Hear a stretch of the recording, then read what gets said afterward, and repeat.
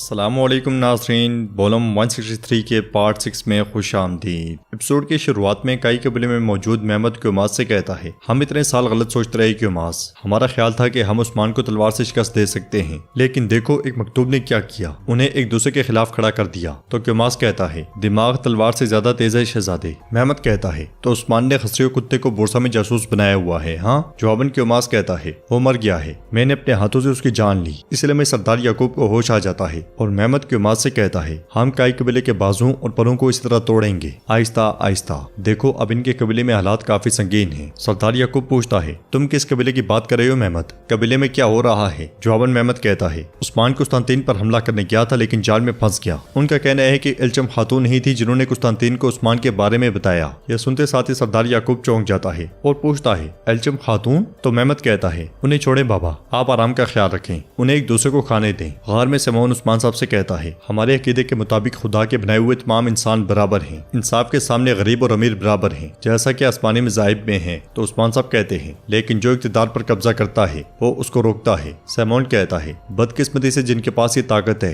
वही है जिन्होंने हमें जिला वतन किया। हम ना तो एज़निक में रह सकते हैं और ना बोरसा में, कशिश पहाड़ हमारा घर बन गया। तो उस्मान साहब कहते हैं, एज़निक सुलेमान शाह के दौर में ही तुर्कों का वतन बन गया था, क्या फिर दोबारा इस तरह की चीजें हुई? तो समौन कहता है, निकिया ईसाई मजहब के मुकद्दस तरीन शहरों में से एक है, कुछ के बाद शायद सबसे मुकद्दस। जबकि ये सल्जूकियों के हाथ में था तो बजंतीनी सल्तनत के जबर से भागने वाले राहिब एज़निक में पनाह लेते थे। अलबत्ता तुर्क हमारे साथ सबसे ज्यादा मेहरबान थे। उस्मान साहब कहते हैं, और आपने शहनशाह की चर्च की मुखालफत की, क्या इस तरह आपके लिए ज्यादा मुश्किल नहीं है? यह सुनकर समौन कहता है, हम उस रास्ते पर चल रहे हैं जिसको हम हक समझते हैं। वो खुदा को इंसान के दर्जे पर लाते हैं, वो उसके बुत बनाते हैं, वो अपने जिस्म पर सुलेब करते हैं, वो सजे हुए शबीहें और ढांचे बनाते हैं और कत्ल करते हैं। हमारा यकीन है कि खुदा एक ही है, वो हमेशा हमारे दिलों में और हर जगह हमारे साथ है। तो उस्मान साहब कहते हैं, आप भी हम मुसलमानों की तरह इसकी मुखालफत करते हैं, आप बिल्कुल फिक्र ना करें, अब से जालिम का जुल्म नहीं चलेगा, बोरसा और एज़निक जल्द ही तुर्क वतन बनेंगे और आप सब सारी जिंदगी वहीं रहेंगे। यह सुनते साथ ही राहिब मुस्कुरा देते हैं। नाज़रीन, इसके बाद हम देखते हैं गोंचा काई कबीले के कारखाने में कामकाज में मसरूफ होती है। अलाउद्दीन आता है और उसे लेकर आगे बढ़ते हुए कहता है, क्या मैंने तुम्हें आराम करने को नहीं कहा था? तो गोंचा कहती है, मुझे क्या करना चाहिए अलाउद्दीन? खेमे में बैठकर मेरा दिमाग बस बाबा के बारे में ही सोचता रहता है, क्या उस्मान साहब की कोई खबर है?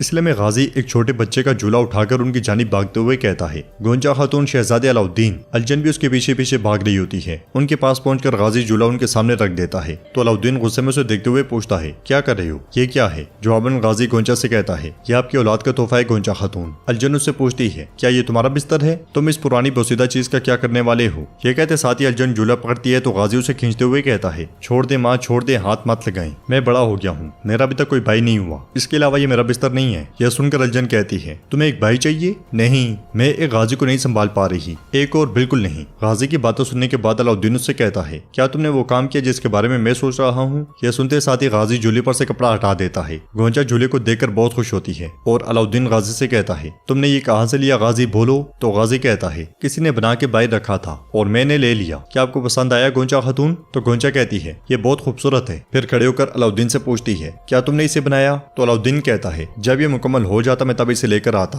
गाजी ने फिर गाजी वाली हरकत कर दी। गोंचा कहती है, ये बहुत खूबसूरत है। ये कहते साथ ही वो अलाउद्दीन से गले मिलती है। तो गाजी उसे पीछे करते हुए कहता है, मैंने ये आपको तोहफे में दिया, लेकिन आप शहजादे को गले लगा रही हैं। यह सुनकर अलाउद्दीन उसके पीछे भागते हुए कहता है, मैं अब तुम्हें गले लगाऊंगा गाजी। मगर गाजी वहां से भाग जाता है और अलजन कहती है, मेरा रब मेरा इम्तिहान ले रहा है। यह सुनकर गोंचा कहती है, ऐसे मत कहो अलजन। अलजन के चले जाने के बाद अलाउद्दीन गोंचा से कहता है, गाजी हमें मुश्किल दिनों में भी हंसाता है, इसलिए मैं गोंचा वहां पे आकर उनसे कहती है, याकूब साहब जा रहे हैं। गोंचा परेशान होती है तो अलाउद्दीन उससे कहता है, चलो तुम्हारे बाबा को अलविदा करते हैं, और इसके साथ वो दोनों आगे बढ़ जाते हैं। उधर इल्चम अपने खेमे में नमाज अदा कर रही होती है और नमाज के बाद हाथ उठाकर दुआ मांगते हुए कहती है, यार अब तू हकीकत जानता है, वो हमारे खिलाफ साजिशें कर रहे हैं और मेरे खानदान के दरमियान इख्तलाफात के बीज बोना चाहते हैं, उन्हें मौका ना देना यार, अब उनकी चालों को उन्हीं पर उल्टा दे, आमीन आमीन आमीन। दुआ के बाद वो जैसे ही उठने लगती है तो उसे पेट पे तकलीफ महसूस होती है। वो जल्दी से उठती है और पानी पीती है। बाहर से उसे आवाज सुनाई देती है, बाला खातून, हम इल्चम खातून को देखेंगे, इल्चम खातून बेकसूर हैं, हम उन्हें देखेंगे। ये सरदारी खेमे के सामने मौजूद गुंदूज साहब के कबीले के सरदार कह रहे होते हैं, जिन्हें सुनकर बाला खातून मरकजी खेमे से बाहर आती हैं और पूछती हैं, ये क्या सूरत हाल है, सरदारी खेमे के सामने क्यों शोर मचा रहे हो? जवाबन सरदार हैदर कहता है, हम इल्चम खातून को किसी और की गद्दारी पर कुर्बान नहीं होने देंगे। तो बाला खातून पूछती हैं, आप किसकी हिफाजत कर रहे हैं और किससे? हैदर साहब। यह सुनते साथ ही सरदार हैदर और उनके साथी तलवारें बेनियाम करते हुए कहते हैं, हम अपनी अमानत को उन लोगों से बचा रहे हैं जो इसमें खयानत करते हैं। तो बाला खातून कहती हैं, हैदर साहब अपनी हदूद तोड़कर मेरे सब्र को मत आजमाएं, मैं गुंदूज साहब के नाम पर कोई हंगामा बर्दाश्त नहीं करूंगी। जवाबन सरदार हैदर कहता है, आपने इस सोच को बहुत पहले कुचल दिया बाला खातून। बाला खातून कहती हैं, बहुत हो गया, तलवारें नीचे रखें।